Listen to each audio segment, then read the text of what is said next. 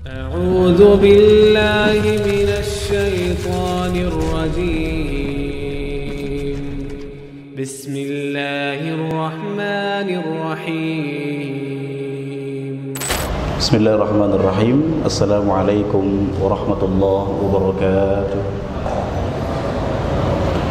إن الحمد لله نحمده ونستعينه ونستغفره ونستهديه ونتوب إليه ونعوذ بالله من شرور أنفسنا وسيئات أعمالنا من يهده الله فلا مضل له ومن يضلل فلا هادي له وأشهد أن لا إله إلا الله وحده لا شريك له وأشهد أن محمدا عبده ورسوله صلى الله عليه وعلى آله وصحبه ومن سار على نهجه واقتفى بأثره إلى يوم الدين أما بعد.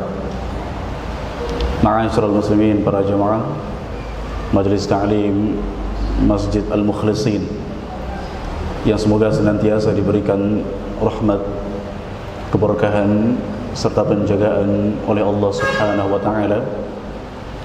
Alhamdulillah, kita bersyukur kepada Allah Subhanahu wa taala, dan kalimat ajakan untuk bersyukur merupakan sebaik-baik kalimat yang saya jadikan sebagai pembuka, yang dengannya saya mengajak saya pribadi dan para jamaah tanpa terkecuali agar kita lebih bisa mengevaluasi diri. Sudahkah kita bersyukur atas anugerah-anugerah yang Allah berikan kepada kita hingga saat ini?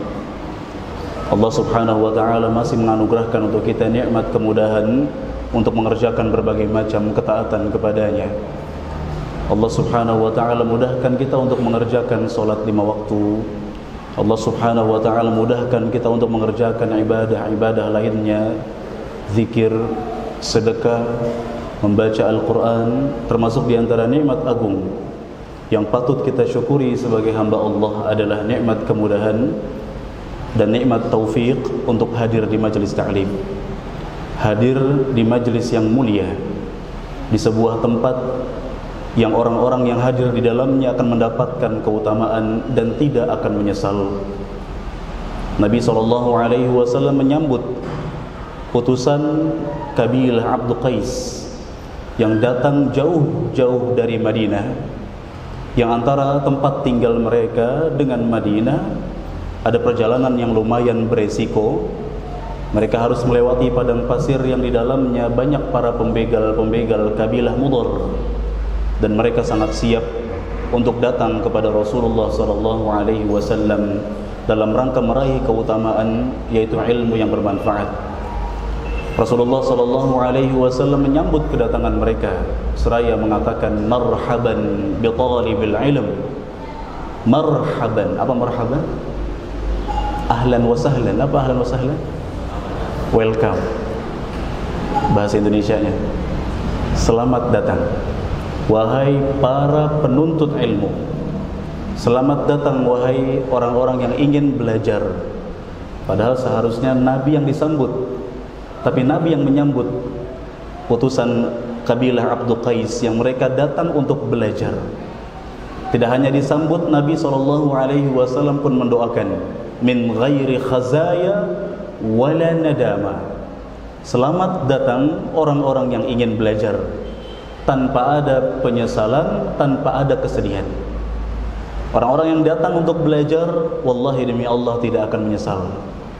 Yang datang ke majelis ta'lim untuk menimba ilmu tidak akan bersedih. Mengapa harus bersedih dan menyesal? Sedangkan yang ditujukan ketika datang ke sini adalah sebuah kemuliaan yang begitu besar, yaitu thalabul ilm. Wallahi demi Allah jemaah sekalian, tidaklah kita akan mendapatkan di majelis ta'lim ini melainkan kebaikan.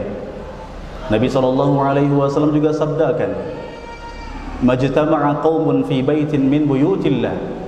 Tidaklah berkumpul suatu kaum di salah satu rumah-rumah Allah, yatluna kitab Allah, mengumpulnya di sini dalam rangka membaca firman Allah, membaca Al-Qur'an, wa yatadarasunahu bainahum, atau dalam rangka mengkaji isi kandungan Al-Qur'an.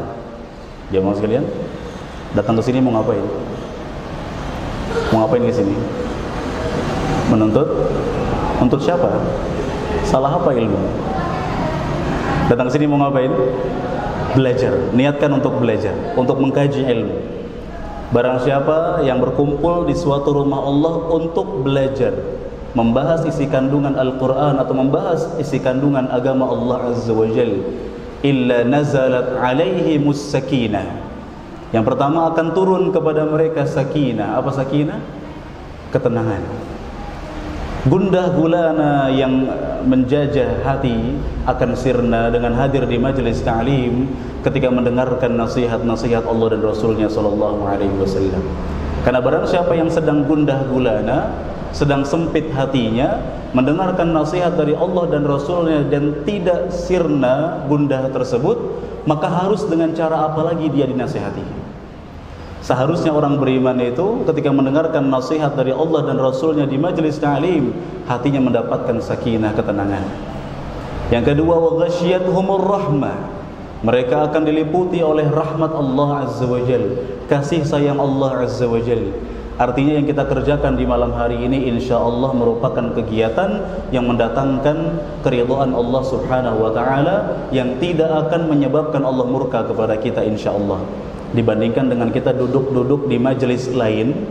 Majelis lain dalam artian majelis yang di dalamnya dibicarakan kejelekan fulan maupun allan, majelis yang di dalamnya dibahas perkara syahwat dan perempuan.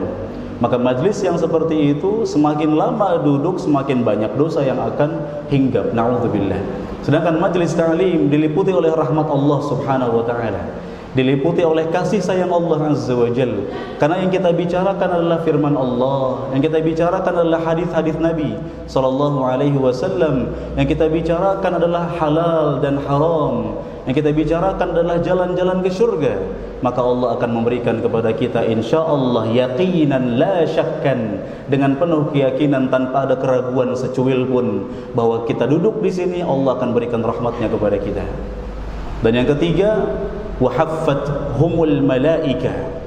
Mereka akan dikelilingi oleh para malaikat. Malaikat-malaikat yang merupakan makhluk suci, makhluk termulia di langit, makhluk yang kata Allah la ya'sunallaha ma amarahum wa yaf'aluna ma yu'marun. Malaikat merupakan makhluk yang senantiasa berbuat ketaatan kepada Allah, tidak pernah bermaksiat kepada Allah. Ketinggian derajat mereka ketika melihat majelis ta'lim mereka merendah. La tad'u ajnihataha li talibil ilmi ridan bima yasna'. Para malaikat ketika datang ke majelis ta'lim mereka merendahkan sayap-sayap mereka. Kata Imam Badruddin Ibnu Jama'ah dalam kitab Tadhkiratus Sami' wal Mutakallim fi Adabil Alim wal Muta'allim, di antara makna merendahkan sayap adalah para malaikat menghormati orang yang hadir di majelis ta'lim. Ketinggian derajat mereka di sisi Allah tidak menyebabkan mereka angkuh, sombong dan meninggi, bahkan mereka merendah menghormati kita yang hadir di majelis ta'lim. Malaikat yang suci saja menghormati majelis ta'lim, maka manusia kita lebih harus semangat lagi. Dan yang keempat, kata Nabi sallallahu alaihi wasallam, wa dzakarahumullahu fi man 'indah. Mereka yang hadir di majelis ta'lim akan dipuji-puji oleh Allah di hadapan para malaikat di langit. Masya Allah jemaah sekalian, 4 keutamaan besar. Dan bukan cuma 4, masih banyak lagi. Kalau kita cukupkan pembicaraan seputar keutamaan hadir di majelis ta'lim, kita butuh berhari-hari kita bicarakan. Cukuplah ini sebagai mukaddimah penyemangat jemaah sekalian, agar yang hadir ke sini jangan pernah menyesal, jangan pernah merasa bosan.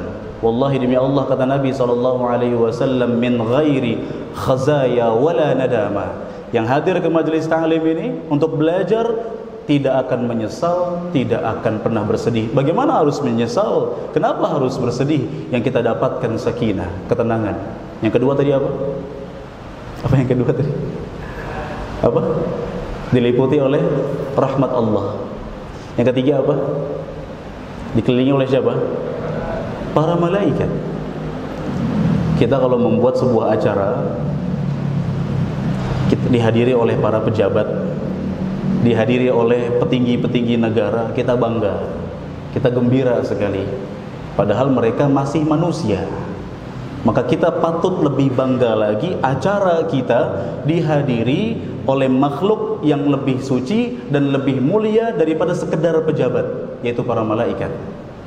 Dan yang keempat, Allah akan memuji orang-orang yang hadir di majelis ta'lim di hadapan para malaikatnya.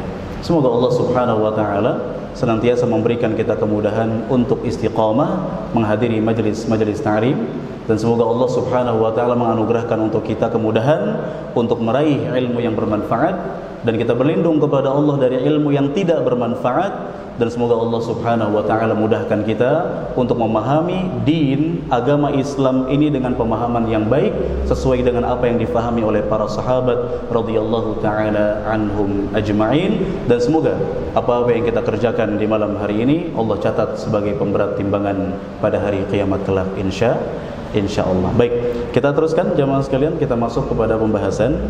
Kita masih mengkaji tentang kaidah-kaidah dalam memahami air. Kaidah-kaidah dalam memahami air.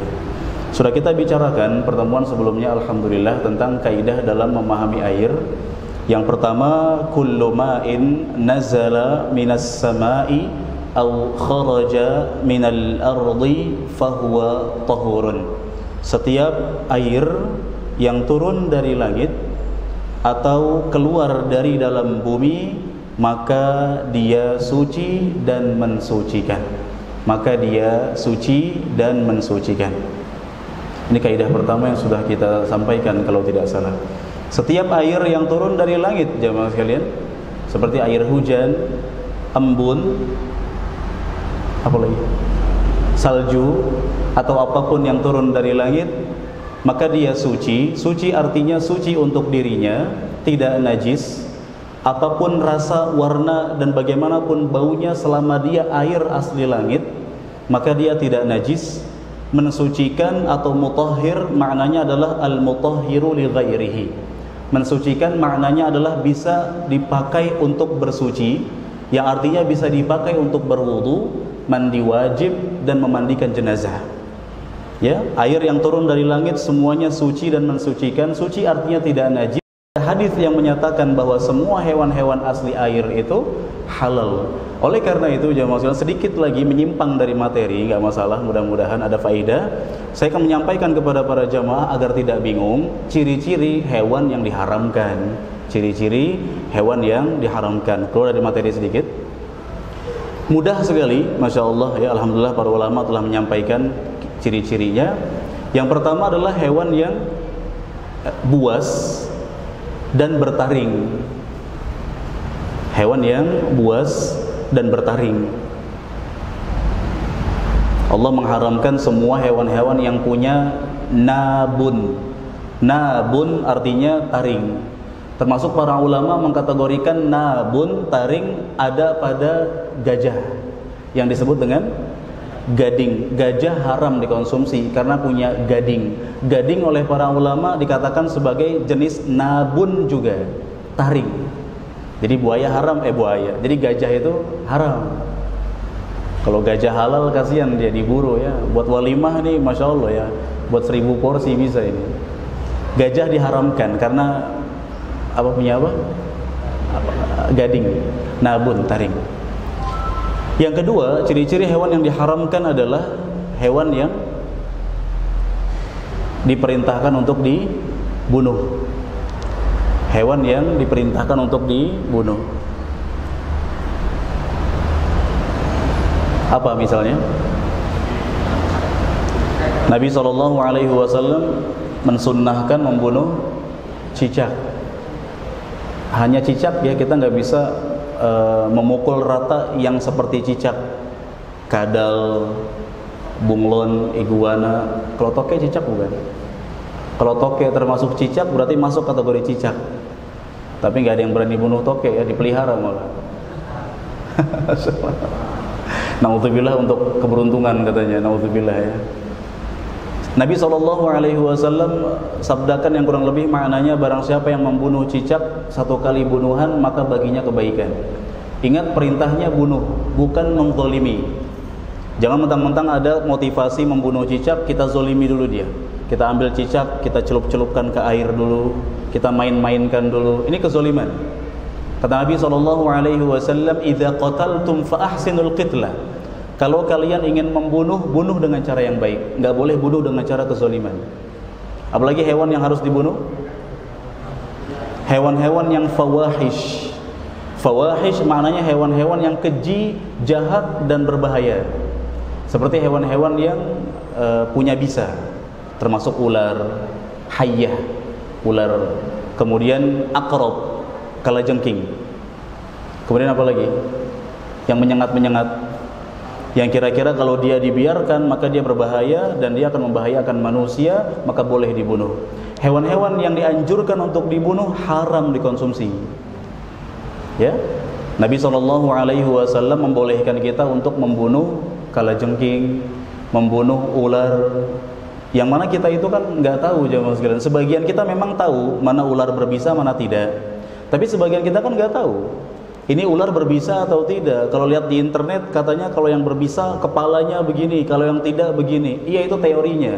Prakteknya ketemu, takut mah takut sudah.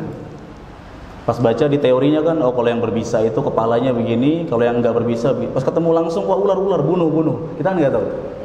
Nah, karena ular merupakan hewan yang diperintahkan untuk dibunuh, maka ular diharamkan untuk dikonsumsi. Dan Nabi SAW juga membolehkan kita untuk membunuh hewan-hewan tersebut meskipun kita sedang berada di Mekah. Jadi di Mekah itu, jemaah sekalian, di Mekah itu kita nggak boleh berbuat zalim, nggak boleh berbuat dosa, nggak boleh macam-macam, nggak boleh berkata macam-macam di Mekah itu. Wa may yurid fihi bi ilhadin bi dhulmin nudhiqahu min 'adzabin alim. Barang siapa yang menginginkan kezaliman di Mekah, maka kami akan timpakan kepadanya azab yang pedih. Sampai-sampai mungut barang-barang remeh pun enggak boleh di Mekah. Mencabut tanam-tanaman enggak boleh di Mekah.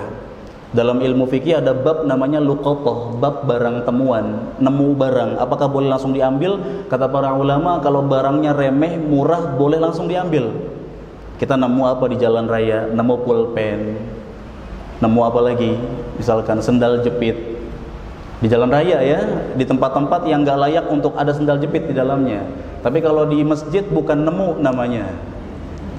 Please jangan. Punya orang gitu, naudzubillah. Ya berangkat nyeker, pulang pakai sendal Eger. Ini pencurian, zalim. Kalau di jalan raya, karena kan enggak layak jalan raya ada sendal. Kita nemu, kita ambil, nggak masalah. Nemu uang Rp1.000, Rp1.000 berdasarkan ya survei orang Indonesia menganggap remeh, Rp1.000, ambil. Kita nemu di jalan 1.000, mengumumkan kemana? Nggak ada yang mengakui ini. Kalau nemunya 100.000 pada ngaku biasanya. Nemunya 1.000 kita ambil, boleh. Tapi di Mekah nggak boleh. Karena Nabi SAW dan Allah Subhanahu Wa Taala sebelumnya melarang kita untuk berbuat kezaliman di Mekah. Nah, di Mekah nggak boleh berbuat zalim, jemaah sekalian. Tapi kalau ada hewan-hewan tersebut, hewan-hewan yang dapat berbahaya itu seperti hewan-hewan berbisa, kita boleh membunuhnya untuk maslahat. Apalagi yang pernah mampir ke sana tahu ya bagaimana jutaan manusia berkumpul, mereka memadati tempat tawaf, tempat sa'i dan seterusnya. Bayangkan kalau sepadat itu manusia lalu ada hewan-hewan berbisa dibiarkan. Ini bermadarat, berbahaya, maka boleh dibunuh. Hewan-hewan yang diperintahkan untuk dibunuh haram dikonsumsi. Yang ketiga, hewan yang tidak boleh dibunuh. Hewan yang tidak boleh dibunuh. Nabi SAW melarang kita untuk membunuh dhifda' dan khuffash, katak dan kelelawar. Kita nggak boleh bunuh katak, nggak boleh bunuh kelelawar. Kata Nabi SAW, la taqtulud dhafadi' fa inna naqiqaha tasbih. Janganlah kalian membunuh katak, karena suara katak itu tasbih. Dia sedang memuji Allah Subhanahu Wa Taala. Jadi katak yang berbunyi di belakang rumah itu bukan lagi minta hujan, tapi dia sedang apa? Berzikir kepada Allah Subhanahu Wa Taala. Karena semua hewan, semua tumbuhan, semuanya berzikir kepada Allah. Wa im min syai'in illa yusabbihu bihamdihi walakin la tafqahuna tasbihahum. semua benda-benda, semua hewan-hewan, semua makhluk yang ada di langit maupun di bumi, mereka semua berzikir kepada Allah, akan tetapi kalian tidak tahu cara zikir mereka seperti apa. Nah, katak pun bertasbih kepada Allah Subhanahu wa taala, maka Nabi sendiri yang melarangnya. Janganlah kalian membunuh katak, karena katak suaranya merupakan tasbih. Dan janganlah kalian membunuh khuffash, janganlah kalian membunuh kelelawar, karena kelelawar merupakan hewan yang mendoakan keburukan, kehancuran untuk orang-orang kafir. Hewan yang pro dengan Islam, kelelawar. Jadi jangan makan kelelawar. Kata orang enak, kata orang. Ya biarkan. Bukankah makan makanan enak masih banyak selain kelelawar? Katak pun demikian. Jemaah sekalian, katak itu, katak aslinya hewan air. Ya, katak itu tinggal di air. Tapi karena ada dalil yang menyatakan tentang larangan membunuhnya, maka katak diharamkan untuk dikonsumsi. Yang keberapa? Yang keempat, hewan yang diharamkan untuk dikonsumsi adalah hewan yang apa lagi ini? Memiliki paruh dan kuku untuk berburu. Hewan yang memiliki paruh dan kuku untuk berburu. Ini dari kalangan unggas, ya. Ayam, perayaman ataupun perburungan. Ayam atau burung, ya dari ayam sih nggak ada ya, burung biasanya. Dari jenis burung yang memiliki paruh dan kuku untuk berburu, seperti burung elang, maka diharamkan untuk dikonsumsi. Dan yang kelima, hewan yang haram dikonsumsi adalah hewan yang mustaqdzar, menjijikkan. Hewan-hewan yang menjijikkan, termasuk hewan-hewan yang tidak punya aliran darah selain belalang. Hewan-hewan yang tidak punya aliran darah, ulat, lalat, semut, serangga-serangga selain belalang haram dikonsumsi. Belalang halal. Itulah dia sekurang-kurangnya 5 hewan-hewan yang haram dikonsumsi, yang membuat kita nggak usah bingung, jemaah sekalian. Sehingga 5 ciri-ciri hewan yang diharamkan untuk dikonsumsi ini bisa menjawab pertanyaan masyarakat. Kadang-kadang masyarakat bingung. Dihidangkan kepiting. Ini kepiting apa rajungan ini? Kepiting saya makan, rajungan enggak. Kepiting enggak dimakan sayang. Yang dagang seafood enggak laku. Kepiting apa rajungan? Kepiting, rajungan sama-sama hewan air, makan, enggak masalah. Kita yakini itu. Karena mereka semua hewan-hewan asli air dan halal untuk dikonsumsi, sampai ada keterangan bahwa mereka adalah hewan darat. Kalau mereka hewan darat, kita nggak boleh sembarangan. Kalau dia hewan air, maka kita konsumsi dengan segala bentuknya. Kita konsumsi, nggak masalah. Nah, kembali kepada pembahasan inti kita di hadis tentang laut. Nabi SAW bersabda, air laut itu suci airnya, halal apanya? Bangkainya. Baik. Nabi SAW juga bersabda tentang air sumur, jemaah sekalian. Jadi di zaman Nabi SAW itu ada sumur namanya sumur Budha'ah. Sumur Budha'ah ini adalah sumur yang letaknya agak rendah, sehingga karena letaknya agak rendah, limbah-limbah rumah tangga itu airnya itu mengalir kepada sumur tersebut. Bahkan kata para sahabat, sumur Budha'ah merupakan sumur yang masuk ke dalamnya bekas darah menstruasi. Darah menstruasi najis. Dalilnya kita akan sampaikan pada babnya. Masuk ke dalamnya luhumul kalbi, daging-daging anjing. Dan masuk ke dalam sumur tersebut an-natan. Natan itu benda-benda yang berbau tidak sedap. Berarti darah menstruasi, daging anjing, dan juga benda-benda berbau busuk pernah jatuh ke sumur tersebut. Namun benda-benda busuk tersebut, benda-benda najis tersebut tidak merubah unsur air sumur Budha'ah sama sekali. Air sumurnya tetap jernih, tidak berubah warna, rasa maupun baunya. Kata Nabi SAW, innal ma'a tahurun la yunajjisuhu syai'un. Air sumur Budha'ah tersebut adalah suci, tidak bisa dinajiskan oleh apapun. Jelas sampai sini? Bisa dipahami? Baik. Nabi SAW juga bersabda, jemaah sekalian, tentang atau kepada perempuan-perempuan yang memandikan jenazah putri beliau. Nabi SAW di antara ujian besar beliau adalah bahwa semua anak-anak beliau meninggal dunia ketika beliau masih hidup, kecuali Fatimah. Ujian terberat atau di antara ujian-ujian beratnya Nabi SAW kehilangan anak-anaknya. Nabi SAW kehilangan Abdullah, Al-Qasim, Ibrahim, Zainab, Ummu Kulthum dan Ruqayyah. Yang tersisa hanya Fatimah. Itu pun Fatimah meninggal dunia 6 bulan setelah wafatnya Rasulullah SAW. Nah, Nabi SAW bersabda kepada para perempuan yang memandikan jenazahnya Zainab saat itu.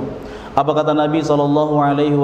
Ighsilnaha thalathan aw khamsan aw akthar min dzalika in ra'aitunna bima'in wasidrin. Kata Nabi SAW, mandikanlah Zainab sebanyak 3 kali, 5 kali, atau berapapun terserah kalian. Berapapun jika itu dibutuhkan. Jadi jamaah sekalian, hadisnya kata Nabi mandikan 3 kali, guyur jenazah itu 3 kali. Kalau kurang 3 kali karena mungkin jenazahnya masih mengeluarkan bau yang tidak sedap, mandikan 5 kali. 5 kali kurang, lebihkan. Jadi nggak perlu berdebat ya. Sudah pelayanan jenazah, oh nggak boleh, harus 3, oh nggak boleh, harus 4. Alhamdulillah, dasarnya hadis ini tidak ada batasan. Ketika 3 kali bisa, 3 kali. Kurang, tambahkan. Kurang lagi, tambahkan. Terus tambahkan. In ra'aitunna bima'in wasidrin, dengan air dan daun bidara, kata Nabi SAW. Daun bidara yang kita petik, jamaah sekalian, tidak ditumbuk, tidak ya, hanya petik saja. Daun bidara yang dipetik campurkan ke dalam bak mandi. Kira-kira air di bak mandi itu berubah nggak? Nggak ditumbuk nggak? Berubah nggak? Tidak berubah. Ini menunjukkan bahwasanya air tersebut tetap suci dan mensucikan. Karena dia suci dan mensucikan, bisa dipakai untuk berwudu, memandikan jenazah, dan untuk mandi wajib.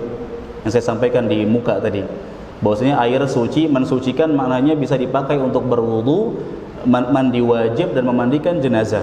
Lalu kata Nabi SAW, waja'alna fil akhirati kafuran aw syai'an min kafur, dan jadikan siraman yang terakhir berupa kafur, kamper, atau yang serupa dengan kamper. Siraman terakhir air minyak wangi atau air kamper di siraman terakhir, bukan di siraman yang pertama. Kenapa? Karena air yang sudah tercampur dengan kamper atau dengan apapun, biasanya dia akan berubah, minimal berubah wanginya. Suatu air ketika telah berubah unsur, 3 unsurnya, warna atau rasa atau bau atau 3-tiganya, maka air tersebut berubah menjadi suci tapi tidak mensucikan. Nabi SAW perintahkan air kamper di mana disiramnya? Siraman yang keberapa? Terakhir. Bukan dari pertama pakai air kamper, tidak. Dari pertama air biasa dulu, kemudian disabunkan, dilulurkan, siram lagi, kemudian sebelumnya diwudukan ya. Di akhir barulah air kamper, karena itu air yang suci tapi tidak mensucikan. Jamaah sekalian rahimani wa rahmakumullah, itu merupakan dalil-dalil penguat yang meyakinkan kita bahwa hukum asal semua air langit dan bumi adalah suci dan mensucikan. Dari sini selesailah pula pembahasan seputar kaidah dalam memahami air yang pertama. Kita akan beranjak kepada kaidah dalam memahami air yang kedua. Sebelum itu, apakah ada pertanyaan? Silakan kalau ada. Ya, takut lupa di akhir sesi. Kalau ada, kalau tidak kita lanjut. Ada pertanyaan? Silakan. Ada mic-nya? Baik. Coba sebentar, pakai 6.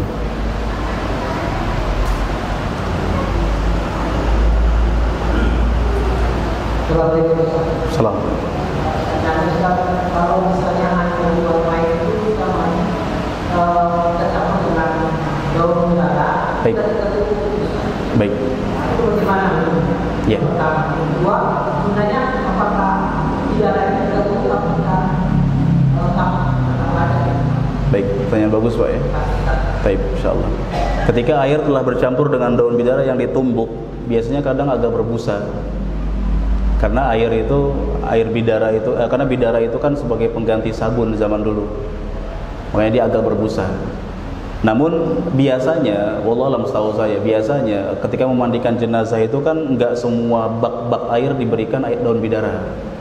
Ada air-air atau selang-selang air yang memang untuk menyiram semuanya.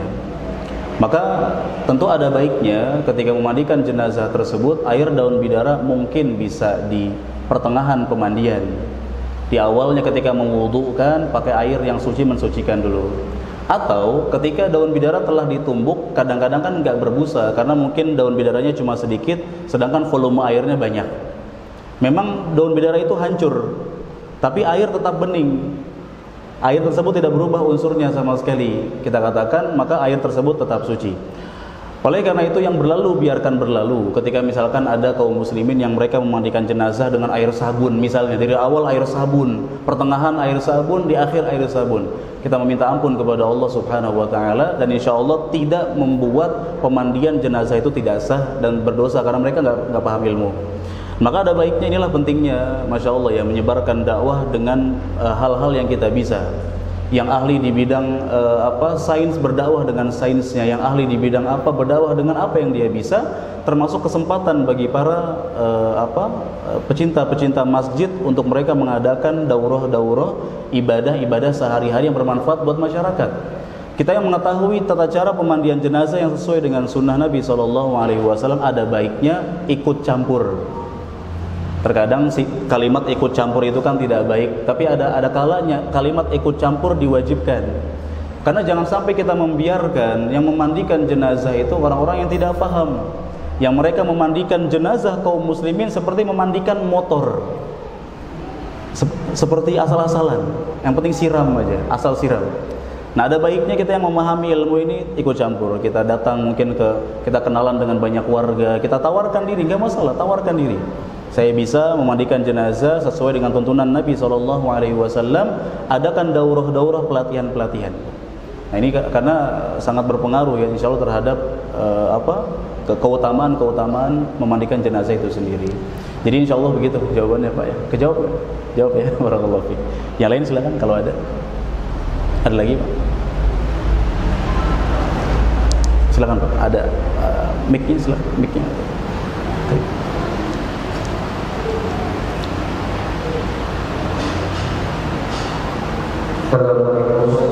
Waalaikumsalam.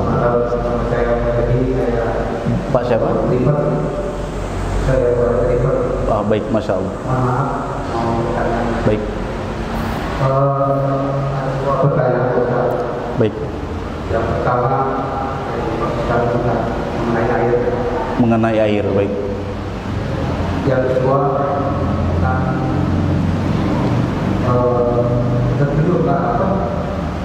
mandi junub, baik. Air itulah air yang di kolam ya. Baik. Air di kolam. Itu cara menggunakannya jika kita mandi junub. Iya. Ada sebagian kita belum mandi, sebagian kita mengatakan mandi tidak boleh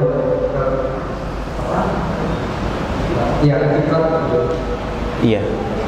Jadi jangan sampai bekas mandinya kita cipratannya kena ke kolamnya itu. Baik, silakan. Nah, lanjut. Mestinya gimana? Baik, masya Allah. Karena kita berawal, karena itu membersihkan diri. Baik. Dan yang kedua, gimana caranya air itu supaya tidak kotor gitu Pak? Tidak kotor. Iya, dalam mulai itu kalau kita menggunakan wudhu atau mandi itu gimana? Baik. Itu aja. Masya Allah. Maaf kalau ada kurang pertanyaan saya biasa belum memahami maksudnya. Baik. Jadi saya baik. Ya. Baik. Pertanyaan bagus Pak. Pertanyaan bagus Pak ya, masya Allah. Jadi cara mandi junub ya Pak di kolam. Saya dengar kolam, bener kolam Pak ya? Kolam apa kulah tadi saya nyebut? Kolam ya, baik. Kolam apa nih Pak?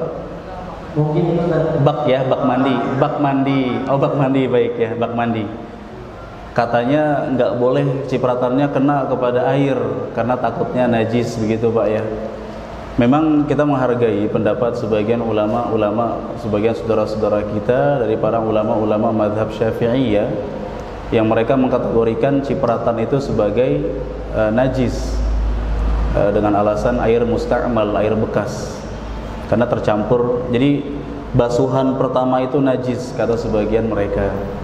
Namun yang kita pilih bahwasanya berdasarkan keumuman banyak dalil, di antaranya Nabi SAW mengatakan al-mu'minu la yanjus, orang beriman itu tidak najis. Azan. Baik, azan dulu Pak ya. Azan dulu ya. Bapak jangan kemana-mana, saya jelaskan. Baik. Masya Allah. Azan dulu, jeda dulu. Setelah azan kita teruskan. Nah.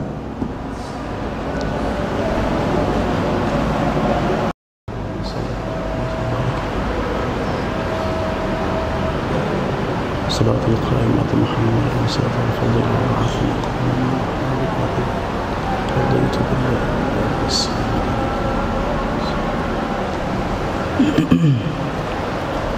Cek satu.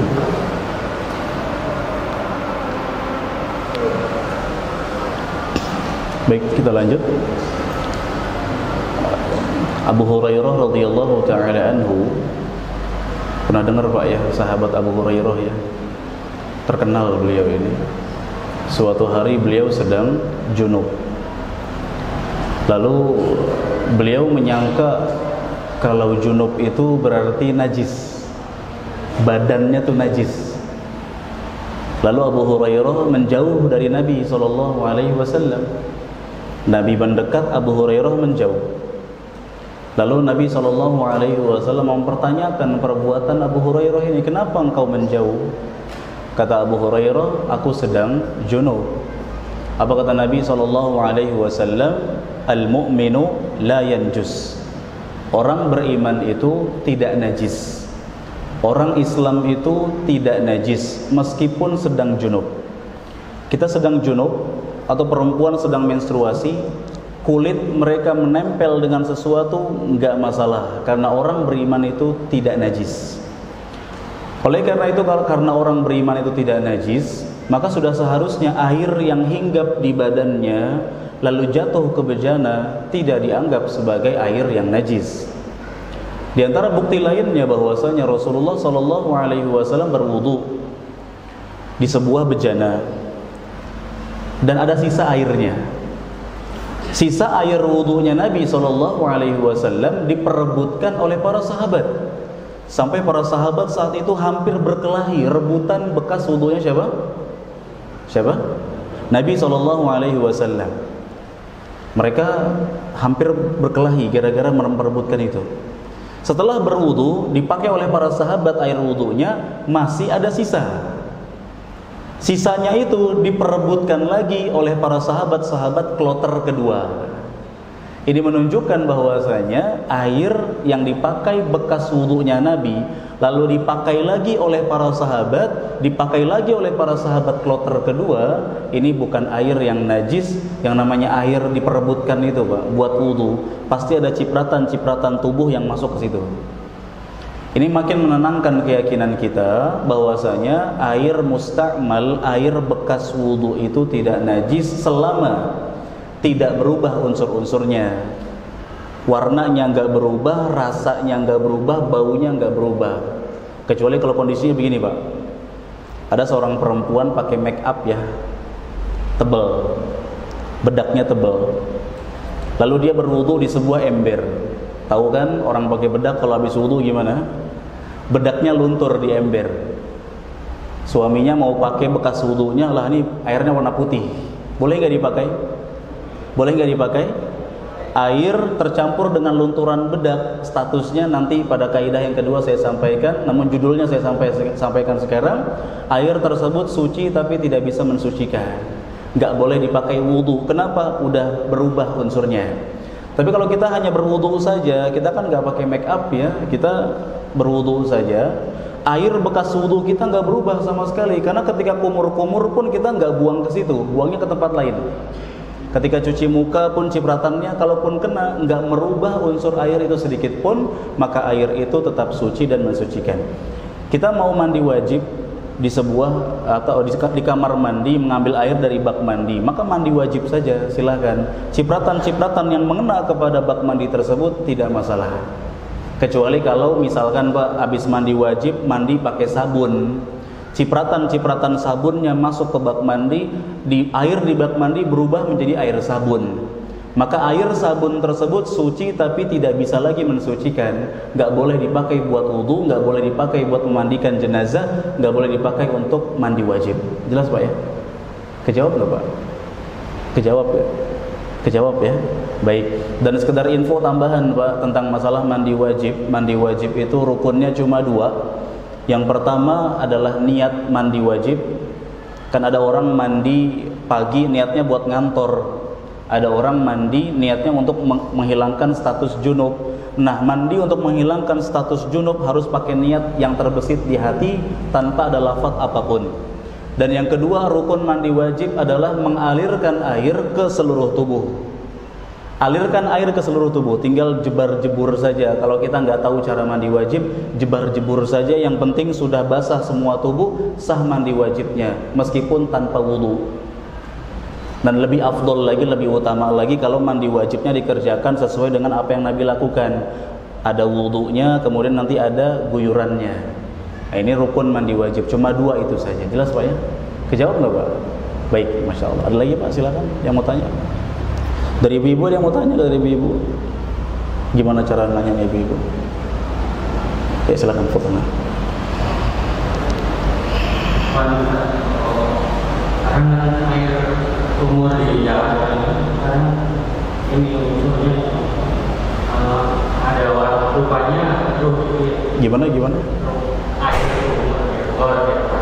Air sumur di Jakarta rupanya agak keruh. Rasanya juga ada itu baunya agak beda. Baik, Masya Allah. Kalau memang ternyata air aslinya seperti itu nggak ada masalah. Tapi kalau misalkan kita biasa air pam jernih, bening, tiba-tiba pam sedang gangguan, lalu airnya berubah menjadi kecoklatan, air bercampur dengan tanah, ini jelas berubah unsur. Tapi kalau sekiranya memang sejak awal kita gali sumur sudah seperti itu, airnya rasanya payau, beda seperti air PDAM kan. Nah maka di sini nggak ada masalah, karena memang dia aslinya seperti itu. Keumuman hadis tadi dan keumuman ayat juga, Allah turunkan air dari langit yang suci dan mensucikan. Kalau sekiranya misalnya kita inisiatif, kita kasih penjernih air, bukan kaporit ya, tawas ya, sama aja, beda ya, nggak tahu seperti itu, pokoknya tawas ya, kasih tawas jadi bening, boleh, nggak masalah. Sama seperti PDAM kan diambil dari sungai-sungai yang kotor, yang jorok, lalu difilterisasi dengan modern, lalu berubah menjadi air yang jernih. Bahkan sudah begitu modernnya zaman sekarang, sudah bisa disulap menjadi air siap minum. Maka ketika sudah melalui proses itu nggak masalah. Air tersebut yang asalnya kotor, bahkan najis sekalipun, dilakukan filterisasi dengan cara yang modern, berubah menjadi air jernih, maka dia suci mensucikan. Nah kalau dia air aslinya seperti itu, karena kan air tanah itu kan berbeda-beda. Ada memang yang air tanahnya bersih, jernih, ada yang mungkin karena dia dekat dengan rawa-rawa, misalkan dia agak keruh dan seterusnya, ini nggak masalah, boleh. Wallahu a'lam. Ya, jelas. Baik, satu lagi. Baik. Cara memastikan jenazah itu mulai hitungan 1 sampai 3 itu dari bagian kanan sama kiri atau kanan sebelah, atau mulai dari kepala sampai ujung kaki, cara hitungnya. Baik, cara menghitung 3 kalinya. Iya. Ujung kaki sampai ujung kaki, apakah itu belum dihitung atau gimana? Baik, 3 kali yang dimaksud, 1 kali pemandian itu 1 kali guyuran semua anggota tubuhnya. Ya, kalau misalkan kita mau pisah-pisah, badan sebelah kanan dulu bersihkan 3 kali, kemudian badan sebelah kiri bersihkan 3 kali, kepala 3 kali, bagian kaki 3 kali pun nggak masalah, sudah dianggap sebagai 3. Tapi kalau kita mau meratakan, kan sunnahnya dari badan sebelah kanan kan, setelah mewudukan ya, cuci badan bagian kanan 1 kali, kemudian kiri 1 kali, cuci lagi kepala, wajah 1 kali, kaki 1 kali, ulang lagi seperti itu. Jadi boleh satu kali rata semua, boleh juga setengah badan 3, setengah badan kiri 3, kepala 3, atau apapun. Jadi nggak ada takaran khusus, nggak ada cara khusus sebenarnya. Yang anjuran dari Nabi SAW adalah lafaz 3 kali atau 5 kali. Itu pun Nabi katakan in ro'aitunna, kalau kalian mau, kalau kalian butuh untuk itu. Kalau sekiranya ternyata misalnya, ini misalnya saja, misalnya satu kali pemandian, misalnya kalau ada ya, satu kali pemandian sudah cukup. Ada kalanya jenazah itu kondisinya sangat-sangat tidak layak untuk dimandikan berkali-kali. Dimandikan sekali saja kulitnya sudah mau lepas. Ya maka di sini cukup satu kali, kemudian setelah itu disegerakan sudah. Kalau dipaksakan misalkan 3 kali, nanti kulitnya mengelupas, mungkin nanti tulang belulangnya akan terlihat, makin hancur, makin berbahaya. Dalam hal ini kalau kita hanya butuh cuma sekali karena kondisi jenazah yang sangat tidak memungkinkan. Seperti juga jenazah yang terbakar dan seterusnya. Ini kan berkali-kali malah membuat jenazah itu makin hancur. Sekali cukup ya sudah, asalkan kira-kira sudah terbasahkan semua.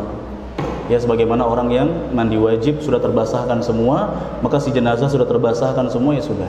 Wallahu a'lam. Bahkan ketika jenazah nggak bisa dimandikan, nggak perlu ditayamumkan, langsung saja dikubur atau disolati kemudian dimakamkan.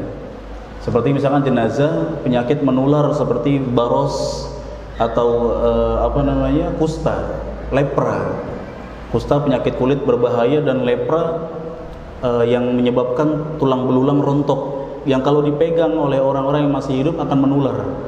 Jelas-jelas penularannya di sini.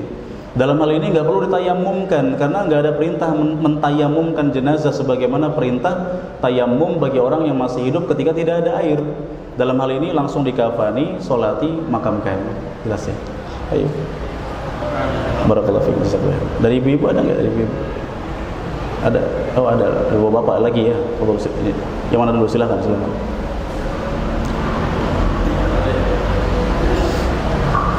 Setelah ini Mas ini. Yang mana itu Mas Adi dulu? Oh enggak. Yang mana terserah. Silakan. Nah. Ya. Silakan. Seandainya air apa?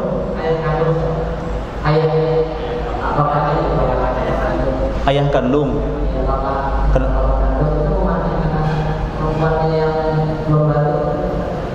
Yang belum balik. Baik. Hukum memandikan jenazah ya. Ayah kandung memandikan jenazah putrinya yang belum balik. Kalau belum balik, bukan hanya balik ya, kita katakan belum mumayyiz ya. Karena tanda-tanda baligh ini berbeda pendapat di kalangan para ulama. Ada baligh, sebagian ulama mengatakan menstruasi. Ada yang mengatakan dinamakan baligh ketika bentuk-bentuk tubuh si anak sudah berubah menjadi bentuk tubuh orang dewasa. Dalam hal ini ketika ternyata si anak belum menstruasi, tapi bentuk tubuhnya sudah berubah menjadi bentuk tubuh perempuan dewasa. Dalam hal ini si ayah tidak boleh memandikan anak perempuannya. Yang boleh saling memandikan adalah suami memandikan jenazah istri atau istri memandikan jenazah suami, karena suami boleh melihat semua tubuh istri, begitupun sebaliknya. Itu yang Nabi SAW sampaikan kepada Aisyah ketika Aisyah mengeluh pusing sakit kepala saat itu. Kata Aisyah radhiyallahu anha, wa ra'sa, aduhai kepalaku, sakit kepala maksudnya. Kata Nabi SAW, bahkan aku yang sakit kepala. Lalu kata Nabi SAW, kalau sekiranya engkau wafat sebelum aku, maka akulah yang akan memandikan jenazahmu, kata Nabi. Bilang kepada Aisyah demikian. Diambil kesimpulan oleh para ulama, bolehnya suami memandikan jenazah istri, istri memandikan jenazah suami. Adapun ayah memandikan jenazah putrinya, putri memandikan jenazah ayahnya, seorang kakak memandikan jenazah adiknya atau sebaliknya, ini tidak diperbolehkan. Kenapa? Karena keumuman sabda Nabi SAW, kasru 'idhamil mayyiti ka kasrihi hayyan. Mematahkan tulang jenazah sama seperti mematahkan tulangnya ketika dia masih hidup.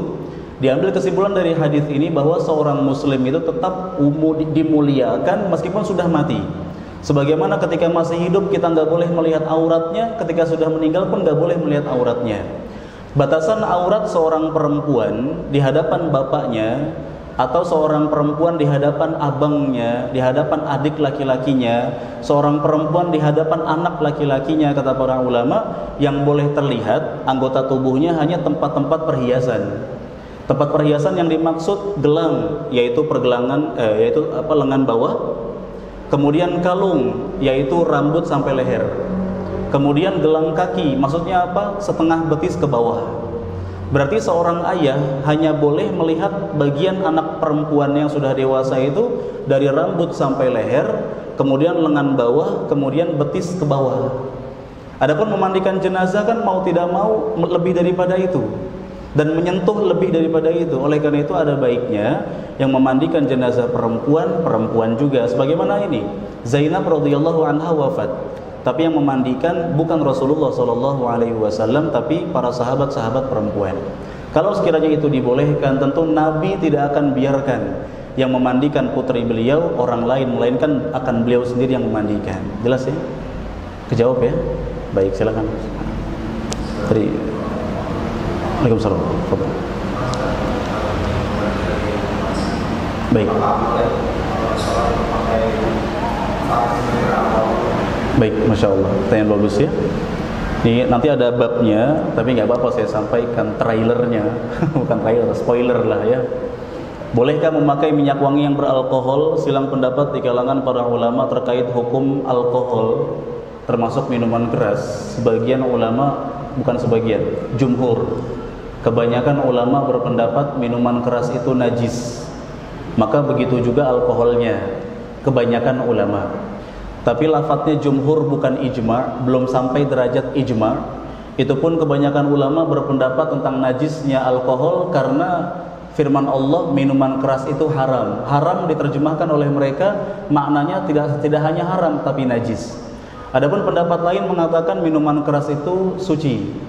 Bukan halal ya, suci.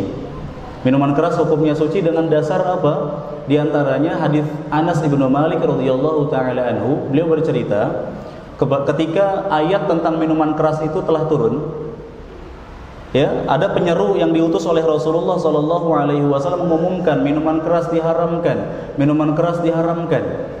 Lalu para sahabat tidak banyak berpikir, mereka langsung menumpahkan drum-drum minuman keras. Sampai saat itu jalan-jalan Madinah banjir apa? Banjir miras, minuman keras, banjir minuman beralkohol. Saat itu para sahabat ketika sholat menggunakan sendal. Yang mana jalan-jalan Madinah saat itu yang kebanjiran minuman keras ada kemungkinan dilewati oleh para sahabat yang menggunakan sendal, dan para sahabat memakai sendal untuk sholat. Kalau minuman keras itu najis, Nabi akan perintahkan para sahabat untuk cuci sendal dulu. Kenapa? Karena menginjak banjiran apa? Banjiran apa? Minuman keras. Yang kedua, pernah ada kisah ketika para sahabat masak-masak daging keledai di sebuah panci. Rasulullah SAW bertanya, apa ini? Kata para sahabat, lahm, daging. Ayu lahm, kata Nabi, daging apa? Kata para sahabat, daging keledai jinak. Kata Nabi SAW, tumpahkan dan pecahkan pancinya.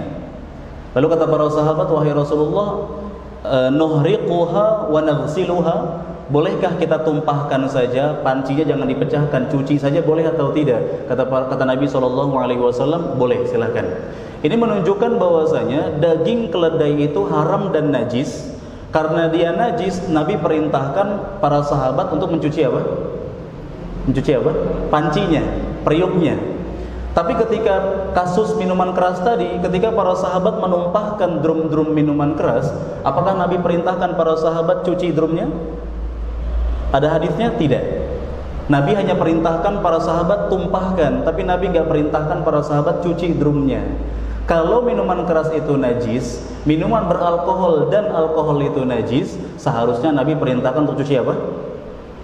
Cuci drum minuman keras yang tadi. Tapi Nabi tidak perintahkan. Oleh karena itu yang kita pilih, alkohol tidak najis, parfum beralkohol dipakai untuk sholat boleh, karena hukum asal segala sesuatu adalah suci sampai ada dalil yang menyatakan tentang kenajisannya. Hafalkan kaidah ini. Hukum asal segala sesuatu adalah suci sampai ada dalil yang menyatakan tentang kenajisannya. Kita nggak boleh memvonis suatu benda sebagai benda najis berdasarkan perasaan. Lumpur ini kan kotor ya, menjijikkan, jangan-jangan dia najis, nggak boleh. Untuk menentukan suatu benda sebagai benda najis, kita wajib mendatangkan dalil dari Quran dan Sunnah.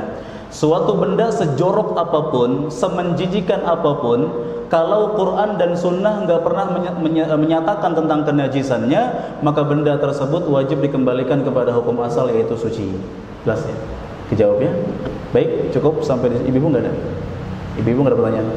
Nggak ada ya? Nggak ada. Baik ya. Cukup sampai di sini sementara jamaah sekalian, kita akan lanjutkan pembahasan ini pertemuan selanjutnya insyaallah. Jazakumullahu khairan wa sallallahu wasallam ala nabiyyina Muhammad wa akhiru da'wana alhamdulillahi rabbil alamin. Subhanakallahumma wa bihamdika asyhadu an la ilaha illa anta astaghfiruka wa atubu ilaik. Wassalamu alaikum warahmatullahi wabarakatuh.